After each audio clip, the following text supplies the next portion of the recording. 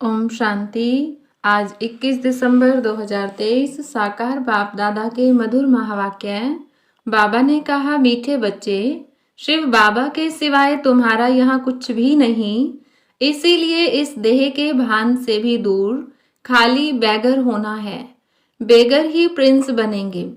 प्रश्न, ड्रामा की यथार्थ नॉलेज कौन से ख्यालात समाप्त कर देती है? उत्तर, यह बीमारी क्यों आई, ऐसा नहीं करते तो ऐसा नहीं होता, यह विघ्न क्यों पड़ा, बंधन क्यों आया, यह सब ख्यालात ड्रामा की यथार्थ नॉलेज से समाप्त हो जाते हैं, क्योंकि ड्रामानुसार जो होना था वही हुआ, कल्प पहले भी हुआ था, पुराना शरीर है, इसे चत्तियां भी लगनी ही हैं, इसीलिए कोई ख्यालात चल नहीं सकते। गीत, हमें उन राहों पर चलना है। ओम शांति। उन राहों पर चलना है। कौन सी राहें? राह कौन बताता है? बच्चे जानते हैं कि हम किसकी राह पर चल रहे हैं। राह कहो व श्रीमत कहो, बात एक ही है। अब श्रीमत पर चलना है, लेकिन श्रीमत किसकी? लिखा हुआ है श्रीमद् भगवत गीता, तो जरूर श्रीमत की तरफ हमारा बुद्धियोग जाएगा। अब तुम बच्चे किसकी याद में बैठे हो? अगर श्री कृष्ण कहते हो तो उनको वहां याद करना पड़े। तुम बच्चे श्री कृष्ण को याद करते हो या नहीं? वर्षे के रूप में याद करते हैं। यह तो जानते हो हम प्रिंस बनेंगे। ऐसे तो नहीं जन्मते ही लक्ष्मी नारायण बनेंगे। बरोबर हम शिव बाबा को याद करते हैं, क्योंकि श्रीमत उनकी है। श्री कृष्ण भगवानुवाच कहने वाले श्री कृष्ण को याद करेंगे, परंतु कहाँ याद करेंगे? उनको तो याद किया जाता है वैकुंठ में, तो मन मनाभव अक्षर श्री कृष्ण कह नहीं सकते, मध्याजीभव कह सकते हैं। मुझे याद करो, वह तो वैकुंठ में ठहरा। दुनिया इन बातों को नहीं जानती। बाप कहते हैं, बच्चे, यह सब शास्त्र भक्ति मार्ग के हैं। सभी धर्म शास्त्रों में गीता भी आ जाती है। बरोबर गीता भारत का धर्म शास्त्र है।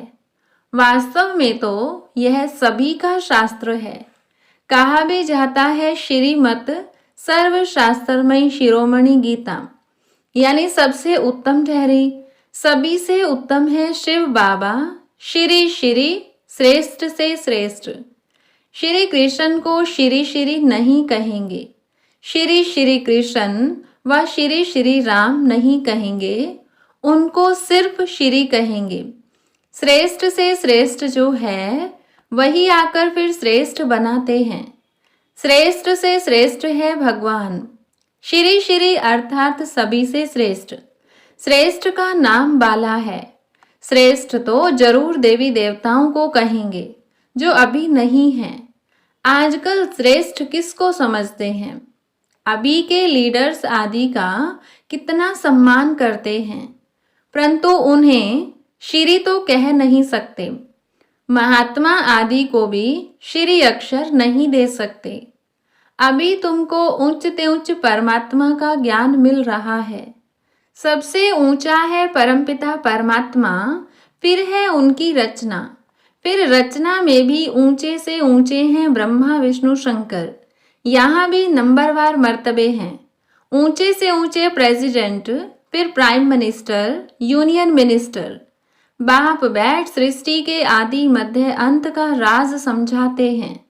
भगवान रचयिता है। अब रचयिता अक्षर कहने से मनुष्य पूछते हैं, सृष्टि कैसे रची गई? इसीलिए यह जरूर कहना पड़ता है कि त्रिमूर्ति शिव रचयिता है। वास्तव में रचयिता के बजाय रचवाने वाला कहना ठीक है। ब्रह्मा द्वारा दैवी कुल की स्थापना कराते हैं। ब्रह्मा द्वारा स्थापना किसकी? दैवी संप्रदाय की। शिव बाबा कहते हैं, अभी तुम हो ब्रह्मा की ब्राह्मण संप्रदाय, वह है आसुरी संप्रदाय। तुम हो ईश्वरीय संप्रदाय, फिर दैवी संप्रदाय बनेंगे। बाप ब्रह्मा द्वारा सभी वेदों शास्त्रों का सार भी समझाते हैं। मनुष्य बहुत मूंझे हुए हैं, कितना माथा मारते रहते हैं, बर्थ कंट्रोल हो। बाप कहते हैं मैं आकर भारत की यह सर्विस कर रहा हूँ।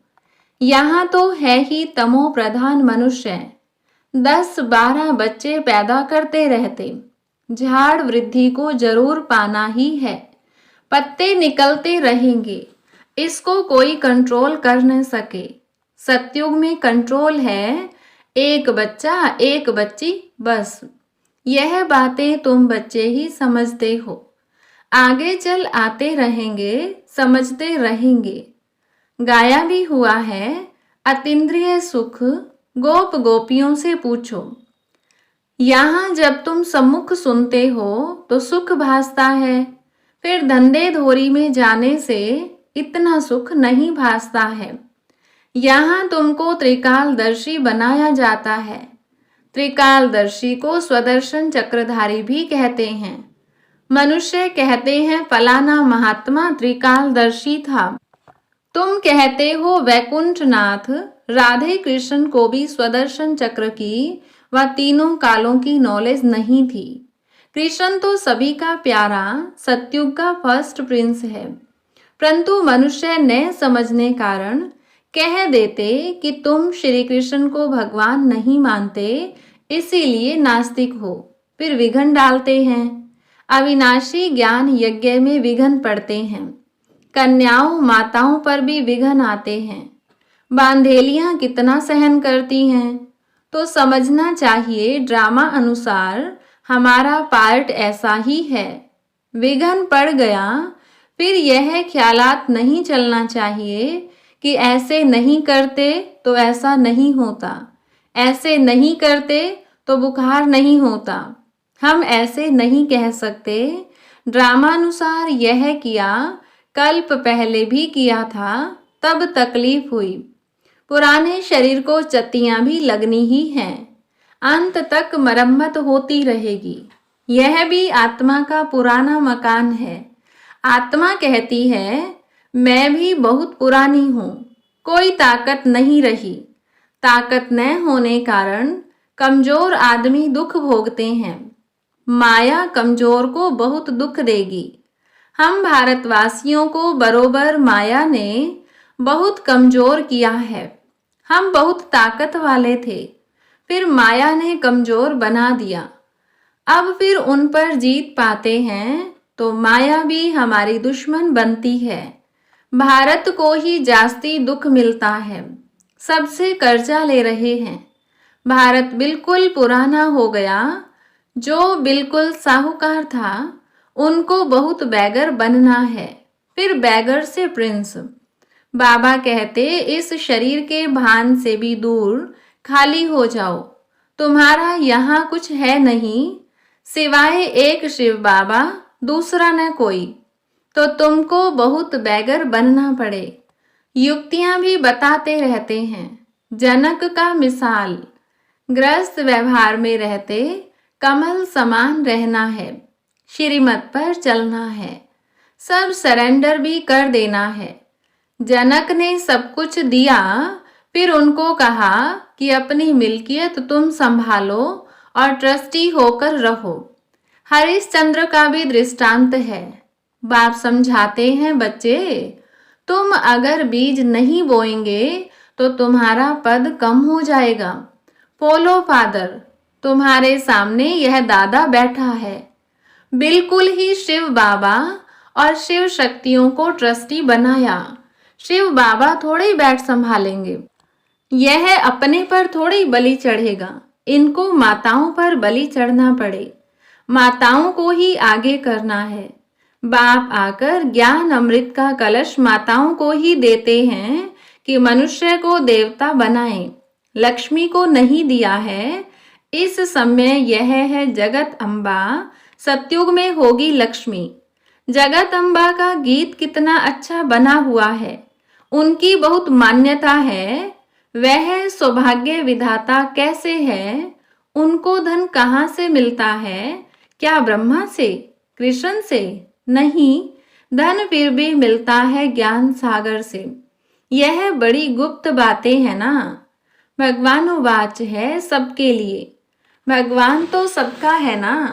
सब धर्म वालों को कहते हैं मामेकम याद करो। बल शिव के पुजारी भी बहुत हैं, परंतु जानते कुछ भी नहीं। वह हुई भक्ति। अब तुमको ज्ञान कौन देते हैं? Most beloved father. Shri Krishna को ऐसे नहीं कहेंगे, उनको सत्युग का प्रिंस कहेंगे। भले श्री कृष्ण की पूजा करते हैं, परंतु यह ख्याल नहीं करते कि वह सत्युग का प्रिंस कैसे बना। आगे हम भी नहीं जानते थे, तुम बच्चे अब जानते हो। बरोबर हम फिर से प्रिंस प्रिंसेस बनेंगे, तब तो फिर बड़े होकर लक्ष्मी नारायण को वरेंगे ना। यह नॉलेज है ही भविष्य के लिए। इसका फल 21 जन्म के लिए मिलता है। कृष्ण के लिए नहीं कहेंगे कि यह वर्षा देते हैं। वर्षा बाप से मिलता है। शिव बाबा राजयोग सिखलाते हैं। ब्रह्मा के मुख से हजारों ब्राह्मण निकलते हैं, उन्हों को ही यह शिक्षा मिलती है। सिर्फ तुम ब्राह्मण हो कल्प के संगम युग के, बाकी सारी सृष्टि है कलयुग की। वह सब कहेंगे अब हम कलयुग में हैं, तुम कहेंगे हम संगम पर हैं। यह बातें कहीं है नहीं, यह नई नई बातें दिल में रखनी है। मुख्य बात है बाप और वर्षे को याद करना। अगर पवित्र नहीं रहेंगे तो योग कभी नहीं लगेगा। लो नहीं कहता, इसीलिए इतना पद भी नहीं पा सकेंगे। थोड़ा योग लगाने से भी स्वर्ग में तो जाएंगे। बाप कहते हैं अगर पवित्र नहीं बनेंगे तो मेरे पास आ नहीं सकेंगे। भल घर बैठे भी स्वर्ग में आ सकते हैं, अच्छा पद पा सकते हैं, परंतु तब जबकि योग में रहें, पवित्र रहें। पवित्रता बिगर योग लगेगा नहीं, माया लगाने नहीं देगी। सच्चे दिल पर साहिब राजी होगा। जो विकार में जाते रहते हैं, कहते हैं शिव बाबा को याद करता हूँ, यह तो अपनी दिल खुश करते हैं। मुख्य है पवित्रता। कहते हैं बर्थ कंट्रोल करो, बच्चे पैदा मत करो। यह तो है ही तमो प्रधान दुनिया। अभी बाबा बर्थ कंट्रोल करा रहे हैं। तुम हो सभी कुमार कुमारियां, तो विकार की बात नहीं। यहाँ तो विष पर बच्चियों को कितना सहन करना पड़ता है। बाबा कहते हैं बहुत परहेज रखनी है। यहाँ ऐसा तो कोई नहीं होगा जो शराब पीता होगा। बाप बच्चों से पूछते हैं, अगर झूठ बोलेंगे तो धर्मराज की कड़ी सजा भोगनी पड़ेगी। भगवान के आगे तो सच बोलना चाहिए। कोई जरा भी शराब किसी कारण से अथवा दवाई रीति से पीते हैं? कोई ने हाथ नहीं उठाया। यहाँ सच जरूर बोलना है। कोई भी भूल होती है तो फिर से लिखना चाहिए, बाबा मेरे से यह भूल हुई, माया ने थप्पड़ मार दिया। बाबा को तो बहुत लिखते भी हैं। आज हमारे में क्रोध का भूत आ गया, थप्पड़ मार दिया। आपकी तो मत है थप्पड़ नहीं मारना चाहिए। दिखलाते हैं कृष्ण को ओखरी से बांधा। यह तो सब झूठी बातें हैं। बच्चों को प्यार से शिक्षा देनी चाहिए, मार नहीं देनी चाहिए। भोजन बंद करना, मिठाई न देना, ऐसे सुधारना चाहिए। थप्पड़ मारना क्रोध की निशानी हो जाती है। सो भी महात्मा पर क्रोध करते हैं। छोटे बच्चे महात्मा समान होते हैं, इसीलिए थप्पड़ नहीं मारना चाहिए। गाली भी नहीं दे सकते। ऐसा कर्म नहीं करना चाहिए जो ख्याल में आए हमने यह विकर्म किया। अगर किया तो फौरन लिखना चाहिए, बाबा हमसे यह भूल हुई, हमें क्षमा करो, आगे नहीं करेंगे। तौबा करते हैं ना, वहां भी धर्मराज सजा देते हैं, तो तौबा करते हैं, आगे फिर नहीं करेंगे। बाबा बहुत प्यार से कहते हैं, लाडले सपूत बच्चे, प्यारे बच्चे, कभी झूठ नहीं बोलना, कदम कदम पर राय पूछना है। तुम्हारा पैसा अब लगता है भारत को स्वर्ग बनाने में, तो कोड़ी कोड़ी हीरे समान है। ऐसे नहीं, हम कोई सन्यासियों आदि को दान पुण्य करते हैं। मनुष्य हॉस्पिटल अथवा कॉलेज आदि बनाते हैं तो क्या मिलता है? कॉलेज खोलने से दूसरे जन्म में विद्या अच्छी मिलेगी, धर्मशाला बनाने से महल मिलेगा। यहाँ तो तुमको जन्म जन्मांतर के लिए बाप से बेहद का सुख मिलता है, बेहद की आयु मिलती है। इससे बड़ी आयु और कोई धर्म वाले की होती नहीं। कम आयु भी यहाँ की गिनी जाती है। तो अब बेहद के बाप को चलते फिरते उठते बैठते याद करेंगे, तभी खुशी में रहेंगे। कोई भी तकलीफ हो तो पूछो, बाकी ऐसे थोड़े गरीब होंगे, कहेंगे बाबा हम तो आपके हैं, अब हम आपके पास बैठ जाते हैं। ऐसे तो दुनिया में गरीब बहुत हैं। सब कहें हमको मधुबन में रख लो, ऐसे तो लाखों इकट्ठे हो जाएं। यह भी कायदा नहीं, तुमको गृहस्थ व्यवहार में रहना है, यहाँ ऐसे रह नहीं सकते। धंधे में हमेशा ईश्वर अर्थ 1-2 पैसा निकालते हैं। बाबा कहते हैं अच्छा तुम गरीब हो, कुछ भी नहीं निकालो, नॉलेज को तो समझो और मन मनाभव हो जाओ। तुम्हारी मम्मा ने क्या निकाला, फिर वह ज्ञान में भी तीखी है, तन मन से सेवा कर रही है, इसमें पैसे की बात नहीं। बहुत बहुत करके 1 रुपया दे देना, तुम्हें साहूकार जितना मिल जाएगा। पहले अपने गृहस्थ व्यवहार की संभाल करनी है, बच्चे दुखी न हों। अच्छा, मीठे मीठे सिकिलधे बच्चों प्रति माता पिता बाप दादा का याद प्यार और गुड मॉर्निंग, वंदे मातरम, सलाम मालेकम, जय जय जय हो तेरी, ओम शांति। रूहानी बच्चों की रूहानी बाप दादा को नमस्ते, गुड मॉर्निंग। धारणा के लिए मुख्य सार। पहली पॉइंट, ऐसा कोई कर्म नहीं करना है जिसके पीछे ख्याल चले। तौबा तौबा मना पश्चाताप करना पड़े। झूठ नहीं बोलना है, सच्चे बाप से सच्चा रहना है। दूसरी पॉइंट, भारत को स्वर्ग बनाने में अपनी एक एक कौड़ी सफल करनी है। ब्रह्मा बाप समान सरेंडर हो, ट्रस्टी बनकर रहना है। वरदान, हर आत्मा के संबंध संपर्क में आते, सब प्रश्नों से पार रहने वाले, सदा प्रसन्न चित्त भव। हर आत्मा के संबंध संपर्क में आते कभी चित्त के अंदर यह प्रश्न उत्पन्न न हो कि यह ऐसा क्यों करता व क्यों कहता, यह बात ऐसे नहीं ऐसे होनी चाहिए। जो इन प्रश्नों से पार रहते हैं वही सदा प्रसन्न चित्त रहते हैं।